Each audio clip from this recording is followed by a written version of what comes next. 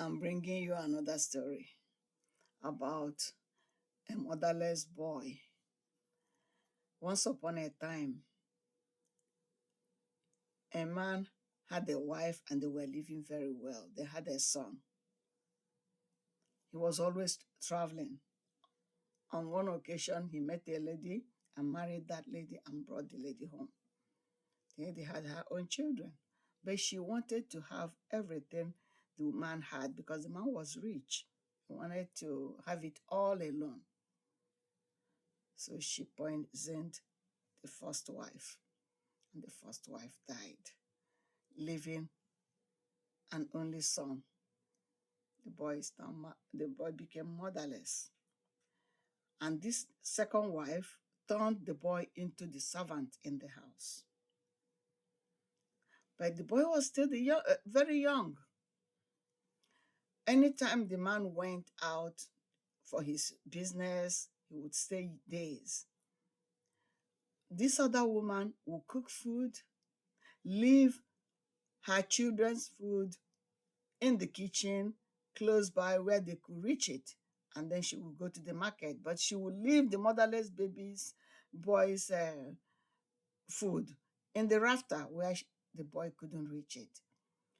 And then the boy will be jumping up trying to get it, and then the other two children will be taunting him, laughing at him for stretching and jumping, trying to get his food.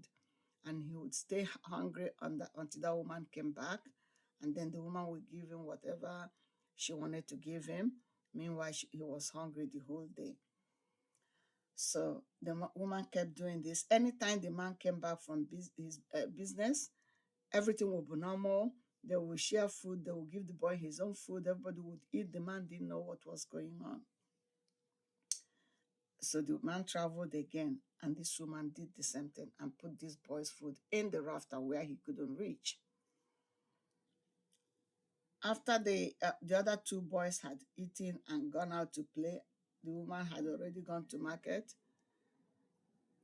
The motherless boy was so hungry, he didn't know what to do.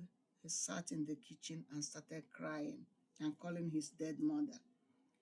Nne nke mo, kpayoro, nne nke mo, kpayoro, nwanyi begyo, kpayoro, sisile nni, kpayoro, bulu nke ya na ụmụ nke ya dobe naanị, kpayoro, bulu nke mụ nwa nwa ogbenye dobe n'uko, aka elu n'uko, kpayoro, ụkwụ elu n'uko. Anya mmiri belebele, ọ bụ ka ọnwụ nne si adị kpayoro. While he was singing, the dead mother came out and got that food from the rafters and gave him to eat and left. When the woman came back and saw that the boy had eaten his food, the woman couldn't understand how the boy was able to reach the rafters and take the food. So she instructed her children to watch the boy the next day and see which of the neighbors would come in to give the boy the food. The next day she went to the market again, and the boy was hungry again because the others had eaten and gone out, leaving the place for him to clear. He started singing again. Nne nke mo, kpayoro, nne nke mo, kpayoro, nwanyi begyo, kpayoro, sisili nni, kpayoro, bulu nke ya na ụmụ nke ya dobe naanị, bulu nke mụ na ogbenye dobe n'uko, kpayoro, aka elu n'uko, kpayoro, ụkwụ elu n'uko. Anya mmiri belebele, ọ bụ ka ọnwụ nne si adị kpayoro. The woman came out again, gave him his food, but what the two children could see was two hands reaching the uko and giving the food. Didn't see a human body, so they fainted. They were in that state of faint and stupor when the mother came in and saw them and started hitting them until they woke up. He asked them, why were you people sleeping? They said they were not sleeping. They fainted and told the woman what they saw. The next day, the woman decided to see for herself. On the way to the market, she turned back. Of course, the food was still in the rafters. The son had her own sons had eaten their own food, so she came back and stayed close by, watching the kitchen to see what would happen. This boy went into the kitchen again, jumped up and jumped up, couldn't get his food, and started crying again. Nne nke m, kpayolo, nne nke m, kpayolo, nwanyị be gị o, kpayolo sisili nni, kpayolo bụrụ nke ya na ụmụ nke ya dobe naanị. Bụrụ nke mụnwa nwa ogbenye dobe n'uko, kpayolo aka elu n'uko, kpayolo ụkwụ elu n'uko, kpayolo anya mmiri belebele, ọ bụ ka ọnwụ nne si adị o, kpayolo. The woman came out again. The boy could see the mother, but the other woman could only see two hands carrying the food to give the boy. And she went and grabbed the hands.